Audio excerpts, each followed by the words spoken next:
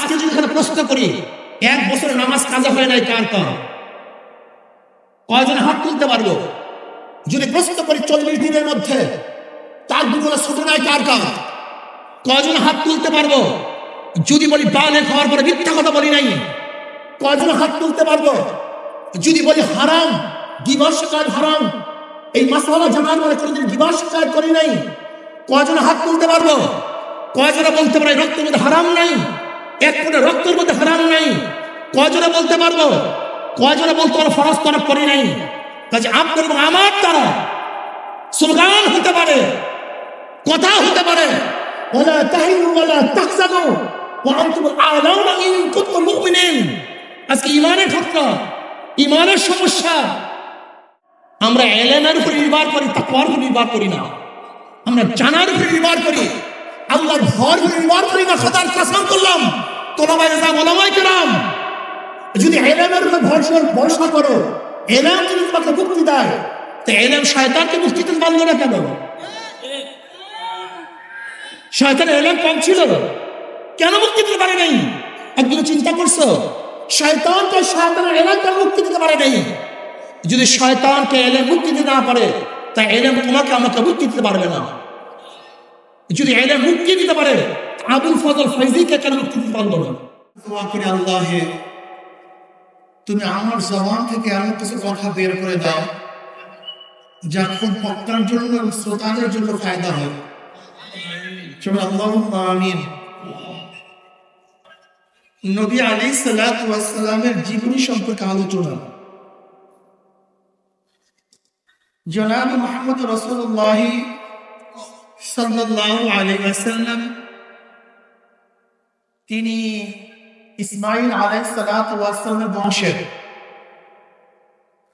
ইসমাঈল আলাইহিস সালাতু ওয়াস সালাম নবী ইব্রাহিম আলাইহিস সালাতু ওয়াস সালামের সন্তান। হাজর আলাইহিস সালাতু ওয়াস সালামের গর্ভে তিনি জন্মগ্রহণ করেছেন। ইব্রাহিম আলাইহিস সালাতু ওয়াস সালাম যখন মিশরে গেছেন, তখন তার সাথে ছিল সারা আলাইহিস সালাতু ওয়াস সালাম, তার বড় স্ত্রী। সারা আলাইহিস সালাতু ওয়াস সালাম অনেক সুশ্রী, সুন্দরী, আকর্ষণীয় রমণী ছিলেন। মিশরের ফেরাউন, অর্থাৎ মিশরের বাদশাহদেরকে ফেরাউন বলা হয়। এই ফেরাউন সারা আলাইহিস সালাতু ওয়াস সালামের আকৃষ্ট হন, লোলুপ দৃষ্টি তার উপর নিক্ষেপ করেন। সারা আলাইহিস সালাতু আল্লাহর কাছে দোয়া করেন, আল্লাহ দোয়া কবুল করছেন। জমিনের মধ্যে ঝালঝালা পয়দা হয়ে গেছে। ফেরাউন তওবা করছে এবং ফেরাউনের বাদশাহ কন্যা হাজেরাকে সারা আলাইহিস সালাতু ওয়াস সালামের লেউন্ডি হিসাবে, বান্ধবী হিসাবে দান করেন। তৎকালীন সময় সারা আলাইহিস সালাতু ওয়াস সালাম হাজেরাকে নবী ইব্রাহিম আলাইহিস সালাতু ওয়াস সালাম বিবাহ বন্ধনে আবদ্ধ করেন। সেই ঘরেই জন্ম নেয় ইসমাঈল আলাইহিস সালাতু ওয়াস সালাম, জবিহুল্লাহ। এই ইসমাঈল আলাইহিস সালাতু ওয়াস সালামের বংশে আর কোন নবী হয় নাই। সরদার দো আলম আলাইহিস সালাতু ওয়াস সালাম জন্মগ্রহণ করেছেন।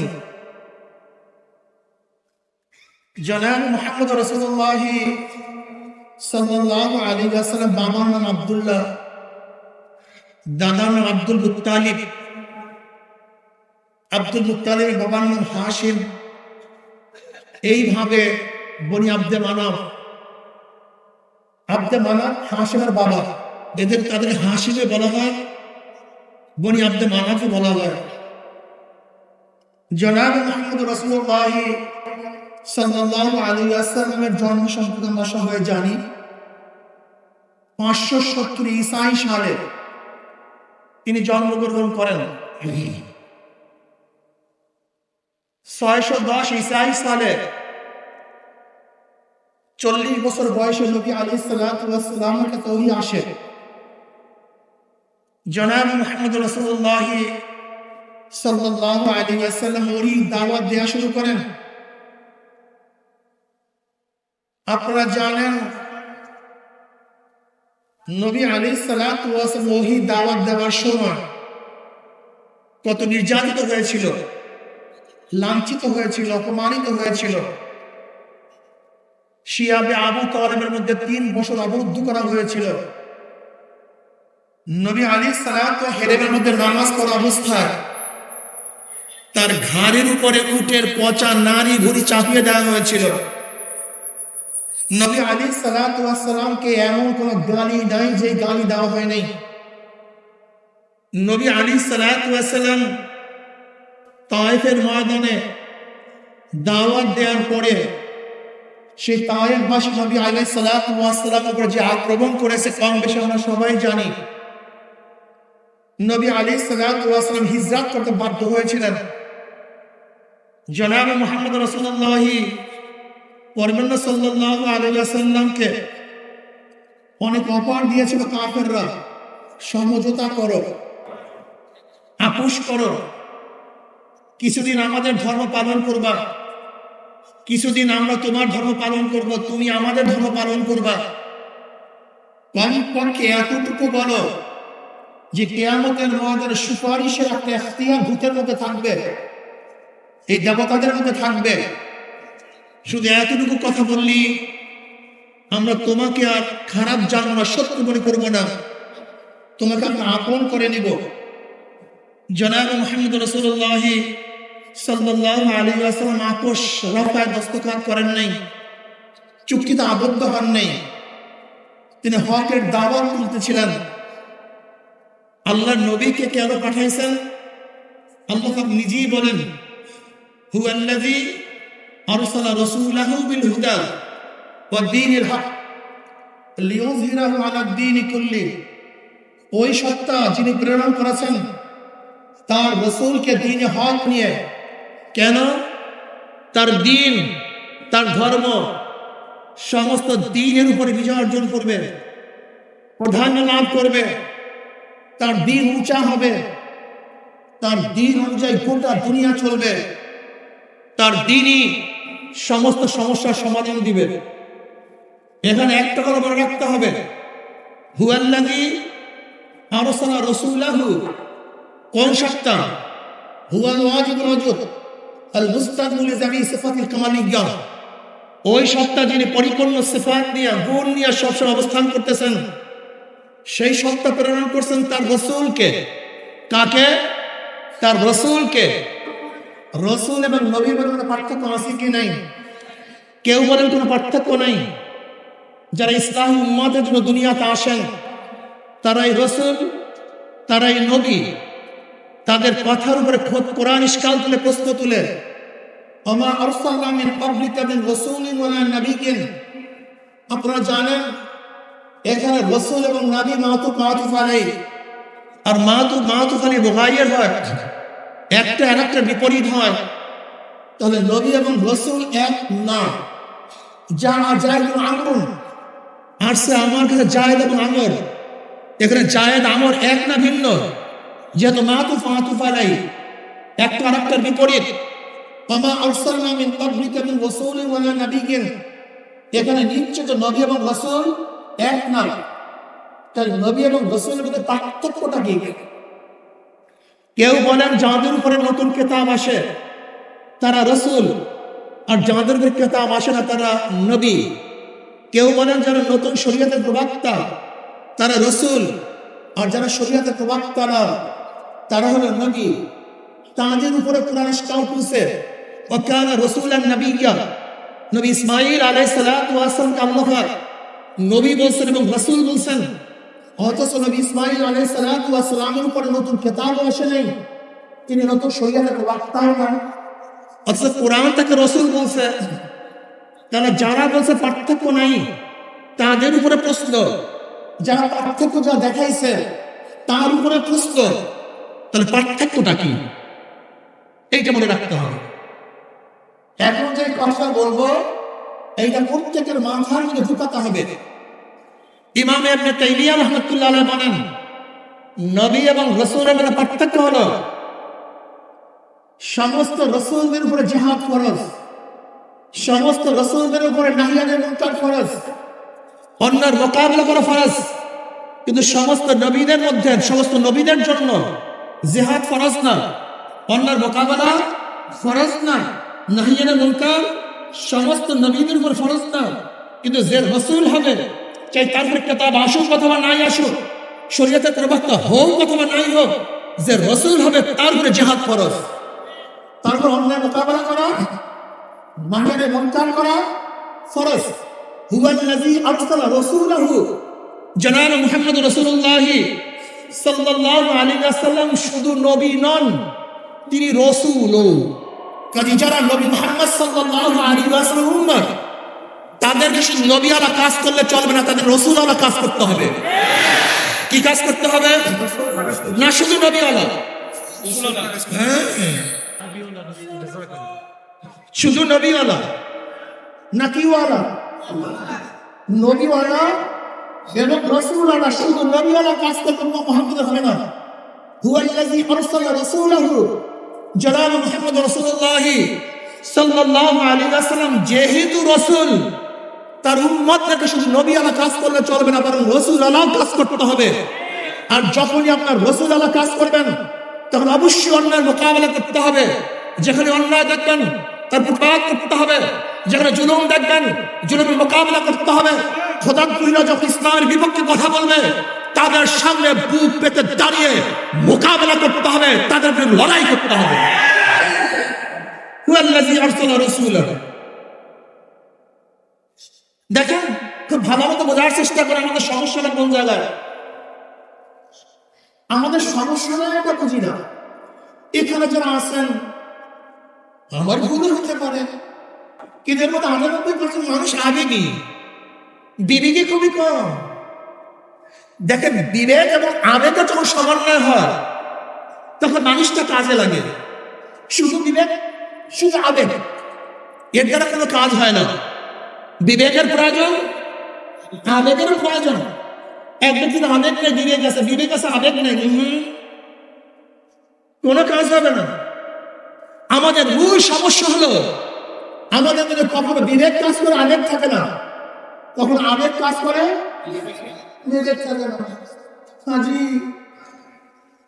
দেখেন, এই দেশ এক সময় ছিল মুসলমানদের, এক সময় ছিল মুসলমানদের। ৭৫০-৮০০ বছর পর্যন্ত মুসলমানরা দেশের শাসক ছিল। জেলদাপির আলমগীর রহমতুল্লাহ আলাইহি ৫০ বছর শাসক ছিল, এক নাগার ৫০ বছর। দারা সুজা মুরাদকে হটিয়ে জেলদাপির আলমগীর রহমতুল্লাহ আলাইহি দিল্লির মাসনাদে ৫০ বছর শাসন করেছেন। ওনাকে জেলদাপির বলা হয় কেন জানেন? ওনার উস্তাদ, ওনার পীর মোল্লা জিয়াউর রহমতুল্লাহ আলাইহি ইন্তেকালের সময় ওসিয়ত করলেন, আমার জানাজার নামাজের ইমামত ওই ব্যক্তি করবে যারা আসরের আগে ৪ রাকাত নফল নামাজ কাজা হয় নাই। কে করছেন? আলমগীর রহমতুল্লাহ আলাইহি পীর মোল্লা জিয়াউর রহমতুল্লাহ আলাইহি। কাহিল হাজির মুসাল্লায় দাঁড়াবার ক্ষমতা কেউ রাখে না। তখন আলমগীর রহমতুল্লাহ আলাইহি বললেন, আমার এক গোপন ইবাদত ছিল, আমল ছিল, যা উস্তাদ জানতেন, আমার পীর জানতেন এবং আমি জানতাম, আর কেউ জানতো না। আজকে তিনি প্রকাশ করে গেছেন। এরপর আলমগীর রহমতুল্লাহ আলাইহি জানাজার নামাজের ইমামতি করেছেন, যে আসর আগের নফল ৪ রাকাত নামাজ কাজা করেন নাই। আজকে যদি এখানে প্রশ্ন করি, ১ বছরের নামাজ কাজা হয় নাই কার কার? কয়জন হাত তুলতে পারবো? যদি প্রশ্ন করি ৪০ দিনের মধ্যে তাকবীরুল ছুটে নাই কার কার? কয়জন হাত তুলতে পারবো? যদি বলি বালেগ হওয়ার পরে মিথ্যা কথা বলি নাই, কয়জন হাত তুলতে পারবো? যদি বলি হারাম, গীবত শিকায়ত হারাম, এই মাসআলা জানার পরে কোনদিন গীবত শিকায়ত করি নাই, কয়জন হাত তুলতে পারবো? কয়জনে বলতে পারে রক্তের মধ্যে হারাম নাই, এক ফোঁটা রক্তের মধ্যে হারাম নাই? কয়জনে বলতে পারবো? কয়জনে বলতে পারো ফরজ তরফ করি নাই? কাজে আপনার এবং আমার দ্বারা স্লোগান হতে পারে, কথা হতে পারে, ওয়ালা তাহিনু ওয়ালা তাহজানু ওয়া আনতুমুল আ'লাউনা ইন কুনতুম মুমিনিন। আজকে ইমানের ঘটনা, ইমানের সমস্যা, ইমানের ক্ষেত্রে ইমানের সমস্যা। ওয়ায়াওমা হুনাইনিন ইয আজাবাতকুম কাসরাতুকুম ফালাম তুগনি আনকুম শাইআ।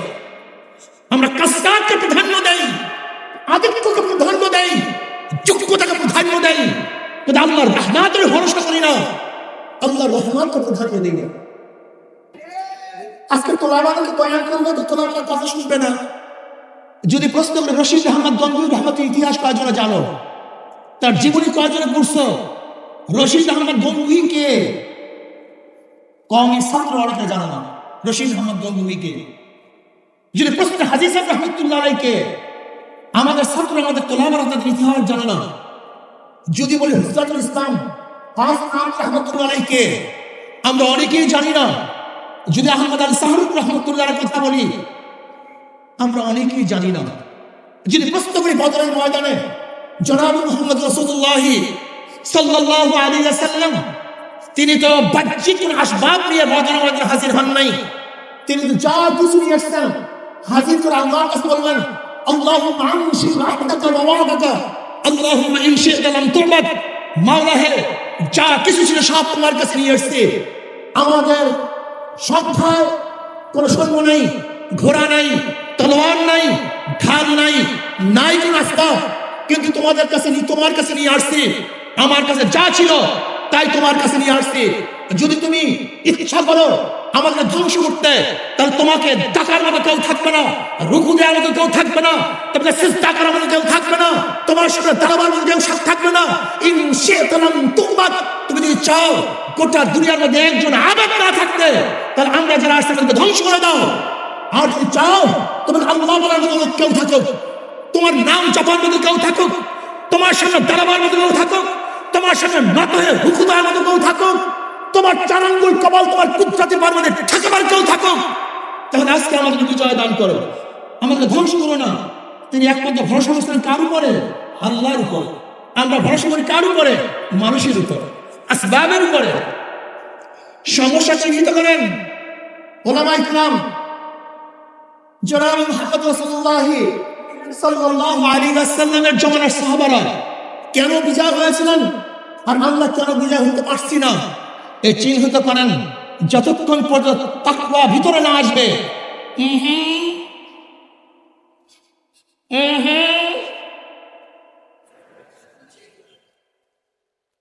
ওয়ালাউ আল্লাহুল কুরআন আমানু ওয়াত্তাকাউ লাফাতাহনা আলাইহিম বারাকাতুম মিনাস সামাই ওয়াল আরদ। যুগের বস্তিবাসী, ওই গ্রামবাসী, ওই থানার লোকগুলি, ওই জেলার লোকগুলি, ওই দেশের লোকগুলি ঈমান ও তাকওয়া অর্জন করত, লাফাতাহনা আলাইহিম বারাকাতুম মিনাস সামাই ওয়াল আরদ, আমি আসমান এবং জমিনের সমস্ত বরকতের দরজা খুলে দিতাম। দেখেন আল্লাহ রাব্বুল আলামিন কি বলেন, ইন তাত্তাকুল্লাহ ইয়াজআল লাকুম ফুরকানান ওয়া ইউকাফির আনকুম সাইয়্যাতিকুম। কত চমৎকার কথা। যিনি গবেষণা করেছেন, ইন তাত্তাকুল্লাহ ইয়াজআল লাকুম ফুরকান, যদি তোমরা আল্লাহকে ভয় করো, আল্লাহকে কি দান করবেন? ফুরকান দান করবেন। কি দান করবেন? মা মানে ফুরকান। ফুরকান কি জিনিস? ফুরকান কাকে বলা হয়? ইমতিয়াজি শক্তি, পার্থক্য করার শক্তি। বুঝাতে পারি নাই? কি করব, কি করব না, কি উচিত, কি উচিত না, কোন দিকে যাব, কোন দিকে যাব না, কোন সিদ্ধান্ত নেব, কোন সিদ্ধান্ত নেব না, এটা তোমার কিছু করার দরকার নেই, আল্লাহর তরফ থেকে আসবে। কার তরফ থেকে?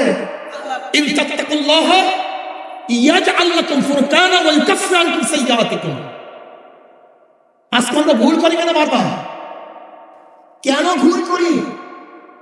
5ই আগস্টের আগে ভুল করেছি, 1971 ভুল করেছি, 91 ভুল করেছি, 96 ভুল, 2001 ভুল করেছি, 2008 ভুল করেছি। বারবার ওলামায়ে কিরাম ভুল করার কারণটা কি? একদিন চিন্তা করছেন আমরা ভুল কেন করি?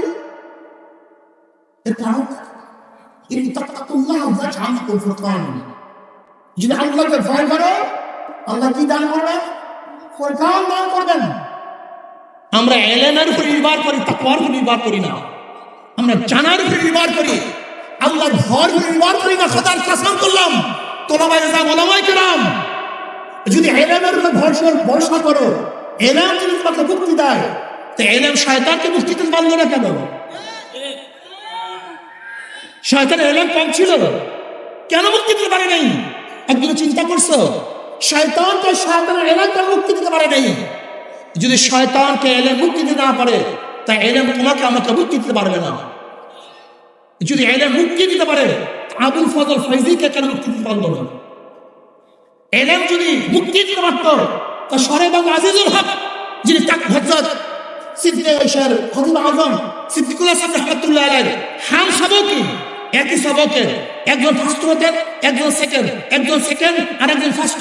সরেবাগ আজিজুল হক প্রায় ফার্স্ট হতেন। তেনাকে কেন এলেম মুক্তি দিতে পারলো না? বাঁচাতে পারলো না কেন এলেম? তাকে কেন মুক্তি দিতে পারলো না? তোলাবা মাথা ঠিক করো, জেহেন ঠিক করো। মূলের থেকে অনেক দূরে চলে গেছে। আহলে দেওবান কি জিনিস তুমি জানো? আহলে দেওবান কাকে বলে জানো? হুজ্জাতুল ইসলাম কাজী নওয়াজ রাহমাতুল্লাহ আলাইহি ফজরের সময় কুলিগিরি করার জন্য রেল স্টেশনে যেতেন। ছাত্ররা আসবে, তাদের খেদমত করবো, তাদের বোঝা মাথা বহন করে নিয়ে আসবো। এর নাম আহলে দেওবান। তুমি আহলে দেওবান সম্পর্কে চিনো? আহলে দেওবান কি? তিনটা জিনিসের সামান্য আহলে দেওবান হয়: ইলম, আমল, তাসাউফ। শুধু ইলমের নাম আহলে দেওবান না, শুধু আমলের নাম আহলে দেওবান না, শুধু তাসাউফের নাম আহলে দেওবান না। ইলম, আমল এবং তাসাউফ এই তিন জিনিসের সমন্বয় আহলে দেওবান হয়। ফিসকিয়াতের নাম আহলে দেওবান নয়, গিবত শিকায়তের নাম আহলে দেওবান নয়, নামাজ কাজা করার নাম আহলে দেওবান নয়। রশিদ আহমদ গঙ্গুই রাহমাতুল্লাহ আলাইহি বলেছেন, 18 বছর পরে আমার তাকবীরুল্লাহ শিখছে, এর নাম আহলে দেওবান। কয় বছর পরে? 18 বছর পরে। 18 বছর পরে তাকবীরুল্লাহ শিখছে, এর নাম আহলে দেওবান। তাকওয়া সম্পর্কে আমাদের জ্ঞান নেই। তাকওয়া কাকে বলা হয়? التذكر عن كل ما ينفر من فعل او ترك حتى الصغائر عند قوم وهو المتعارف باسم التقوى في الشرع. وعليه قوله تعالى ولو ان اهل القرى امنوا واتقوا لفتحنا عليه بركات من السماء والارض. খুব ভালোভাবে বুঝবেন তাকওয়া কি জিনিস। বলেন করণীয়, সবাই বলেন করণীয়, বর্জনীয়। যা করলে অথবা বর্জন করলে গুনাহ হয়, এমন জিনিস থেকে নিজেকে বাঁচায় রাখার নাম তাকওয়া। আজকে করণীয় বর্জনীয় হাজারো গুনাহ আমরা করি, হাজারো গুনাহ করি, অথচ আমাদের মধ্যে নিজেদেরকে দাবি করি আমরা এইটা আমরা সেইটা। মনে রাখতে হবে যতক্ষণ পর্যন্ত তাকওয়া পয়দা না হবে, ততক্ষণ পর্যন্ত জাতি বারবার হোঁচট খাবে, বারবার স্লিপ কাটবে, বারবার ভুল সিদ্ধান্ত গ্রহণ করবে, সঠিক সিদ্ধান্ত গ্রহণ করতে পারবে না।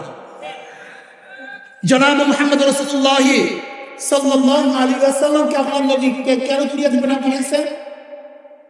হ্যাঁ, খুব ভালো মতো বুঝবেন। জনাব মুহাম্মদ রাসূলুল্লাহ সাল্লাল্লাহু আলাইহি ওয়া সাল্লাম ইন্নাকা আলা খুলুকিন আযীম, ইন্নাকা আলা খুলুকিন আযীম, সর্বশ্রেষ্ঠ চরিত্র, সর্বশ্রেষ্ঠ আখলাক, সর্বশ্রেষ্ঠ চরিত্র দিয়ে নবী আলাইহিস সালাতু ওয়াস সালাম আল্লাহ পাক দুনিয়াতে প্রেরণ করছেন।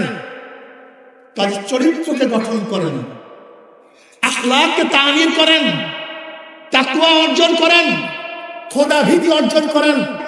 যদি আখলাক হন, খোদাকে ভয় করেন, আল্লাহ রাব্বুল আলামিন আমাদের সবাইকে বিজয় দান করবেন। আল্লাহ আমাদের সবাইকে এক ও ন্যাক হয়ে কাজ করার তৌফিক দান করেন। আমা আলাইনা ইল্লাল বালাগ। আসসালামু আলাইকুম ওয়া রাহমাতুল্লাহি ওয়া বারাকাতুহু।